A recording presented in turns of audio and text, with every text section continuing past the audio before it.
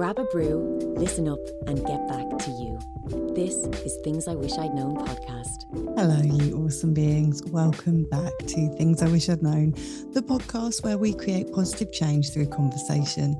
Today, there is no guest. It's just me, your host, Rachael Welford. And this is an unscripted, something I've not really done actually on this podcast since Isolation Station. And you may notice that my voice may sound slightly different because I am having Invisalign to straighten out my teeth. So if I sound a little bit more lispy than normal, please accept my apologies. We'll be doing this like this for the next however many weeks until my teeth are sorted out. So thank you for bearing with me. Now, today I really wanted to talk to you guys about trust and the art of trusting the process. And I think this is something that seems very, very relevant to me at the moment because I'm experiencing huge levels of change in my life at the moment. And I'm not going to lie, I found some of it quite simple and some of it quite difficult to deal with. And one of the things that's helped me massively is calling on me, A, trusting myself, and B, trusting the process and kind of letting go and just allowing the flow of life to take place, if you like. So where things are changing and I can't do anything about it, having to come to a point of acceptance with that. And I hope this is going to be a really useful episode for many of you because I think a lot of us are experiencing a lot of change. So much has changed for so many of us since the pandemic in many, many, many different ways. And I'm going to share with you a few things that have changed for me. And I'm going to share a few things that have helped me with this change that hopefully will help you too. So number one, I have left London, which has been my home for around about 17 years. And I have to tell you, I love that city. I really see London as my home. Lots of people find it very overwhelming or dirty or expensive and all these other negative things. I think it's one of the most exciting, interesting, cultural, awesome places to live in the world. Never ever get bored. So I don't know if that's one of the things. I think there's that famous saying, isn't there? One who is bored of London is bored of life. And I wasn't bored of life. I just had some family things going on. I wanted to be closer to my family. So I left the city and moved back to the seaside. And I'm not going to lie, I was kind of dreading it. I thought this could be one of the worst decisions I've ever made in my whole life. However, I trusted the process because in the Happy Habits Club, I'm always talking about this full body F yes. And there was something in my body that was saying, you need to do this. You need to do this. You need to be where you need to be for a while. Maybe not forever, but for a while. And I'd been looking for properties in London because I had to move anyway, because my landlady was selling the flat that I lived in. And I couldn't find anything. It was driving me nuts. And then I started looking in my hometown and lo and behold, everything opened up, found this amazing place. I've since found the most amazing retreat space, and I've been looking for amazing retreat spaces to hold a retreat, God, for months and months and months. And as I started to lean in and trust the process and embrace the fact that change is a constant in life, right? We need to embrace that impermanence because that's the one thing we can trust in life is that change is going to happen. And sometimes change is going to be out of our control. And actually, everything started to slot into place. I had friends available to help me out with the move. Removal men were available on the dates I needed to move. My landlady very generously let me out of my contract early in London, so I didn't have to pay 2 rents on 2 properties. And all these things just started to fall into place. And I realized that when we're able to lean in and to just allow the flow of life to happen and trust that process, that life is going to ebb and flow, and we can just roll with those waves of impermanence, everything fell into place. And now I've got this incredible balcony with this insane 300, well, not 300, what am I talking about? 180, 180 sea views. And it's just amazing. And I'm very, very happy here. And I'm glad that I made that change. So I want you guys to think about, in your life, how can you trust the process? Other things that I've been experiencing that have been big changes for me are, I've had long COVID. I know I've kind of talked about this a little bit. I thought I'd actually got rid of it. I think around October, November last year, I thought I'd got rid of it. I thought I'd completely healed myself. And then I re-caught COVID in April of this year. And I've started to experience quite a lot of symptoms of long COVID again, which has been interesting. For somebody that normally has so much energy, I went for a 15-minute swim and tanked the next day to the point of I couldn't get out of bed for 7 hours. It's a very interesting existence to have to start to pace myself and look at how much energy am I using in a day and how much energy can I apply to different things. And it's been very, very difficult. But again, within this, I've started to trust the process. I've started to cultivate patience, which is a huge part of building trust with yourself, right? I have to be patient. I can't do all the things I used to do before. I have to trust this unfolding of events. I'm sitting with it. I'm asking, what is this teaching me?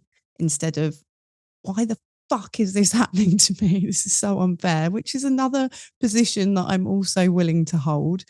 But I feel like when we can start to cultivate patience and we can start to slow down and we can start to rest, sometimes there's lessons in that and there's learnings in that. And so if there is things in your life that are making you feel really frustrated, forcing you to slow down, making you look at things a different way, I want you to think about how patience can actually empower you to relinquish control and to lean into trusting the process and lean into that flow of life. Maybe there's a reason behind this. And I know sometimes this can seem like utter bullshit. I am not akin to fake it till you make it, fake positivity, all that toxic shit. I'm really not. Like, as you know, if you listen to this, I have struggled with my mental health quite severely in the past. And now I genuinely am struggling with long COVID. It is driving me crazy.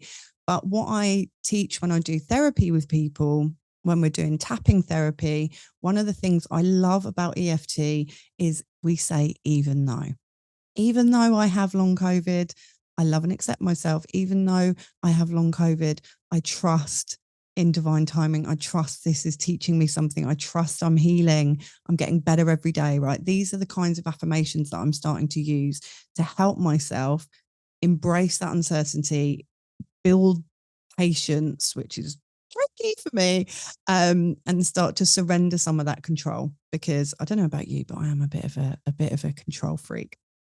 So trust. Sorry, I meant to Google what the official dictionary definition is, and I forgot. So here we go. Right. Trust. Definitions from Oxford Languages. Trust, the firm belief in the reliability, truth, or ability of someone or something.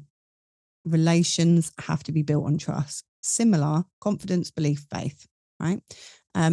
Trust as a law, an arrangement whereby a person, a trustee, holds property as its nominal owner for the good of one or more beneficiaries. Verb, believe in the reliability, truth, or ability of, and also verb, allow credit to. So all persons are, that doesn't make any sense to me. All persons are forbid to trust sailors. No idea. If you know what that means, come back to me in the comments. But I think really trust for me, there's two parts, right? There's the trust of self, which is leaning into your intuition, believing your gut feeling, knowing the difference between trauma responses and gut feeling. And then there's the trust in the universe, the world, that everything's going to work out, that actually when we surrender control, we can stop micromanaging every aspect of our life and pushing on all these pull doors and trying to make things happen when maybe that's not the right path for us. The other thing, I think, building trust in ourselves and the world, the universe, energy, whatever you want to call it, is that we start to practice more self-compassion. That's definitely been happening with me with the long COVID. When I have to rest, I have to rest. I needed to move. I didn't want to leave the city, but I trusted that actually I was going to move. And when I was compassionate towards myself, what's going to make me feel the best in these times? That's what happened. And it allowed me this kind of space, I guess, for a new type of happiness to blossom. And I think also when we start to learn from leaning into the path, the flow, rather than pushing and forcing and making things happen, is that we can almost try and embrace these things as teachers and allow them to guide us towards greater wisdom, greater resilience, greater self-awareness, and to start to look at, even some of these things that may look like setbacks. Like for me, leaving the city, I was like, oh my God, how's this going to affect my business?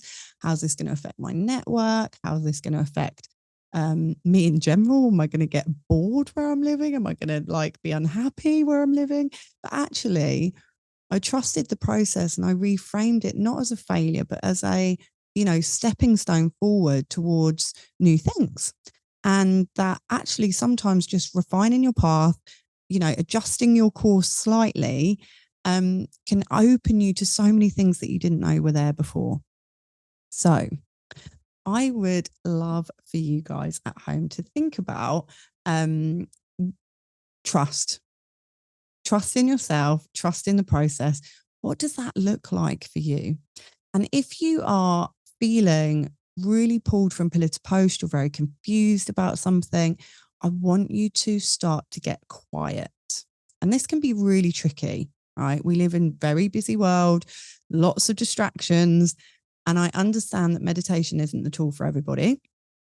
But if you can get quiet in any way that feels good to you, so this could be not meditation necessarily, but just sitting in a quiet room by yourself. It could be meditating. That's the tool that I love. It could be journaling, but try journaling without any music on. Try to really get some quiet space for just you and start to tune into what feels good for you. Trust that process and follow your flow, because when we do that, I really do believe that magic can happen. So thank you so much for being here. I hope this wasn't too waffly. It's totally unscripted. I'll listen to it back and work out whether it's going to see the light of day or not. But yeah, I feel that maybe I'm going to do a few more of these one-on-one, chatting to you guys direct without a guest. And we'll be back with other guests and maybe me on my own very soon.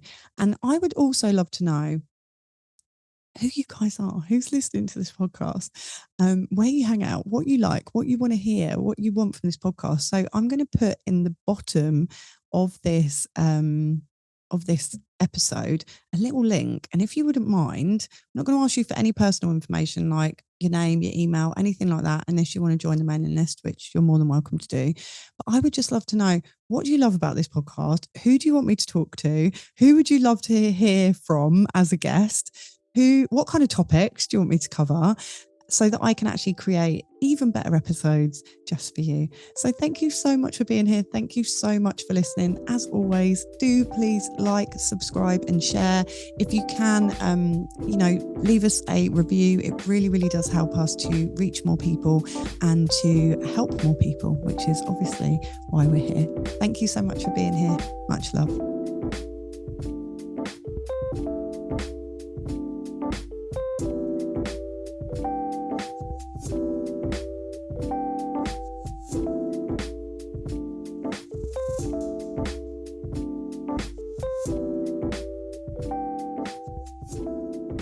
We hope you've enjoyed listening as much as Rachel enjoys making this podcast.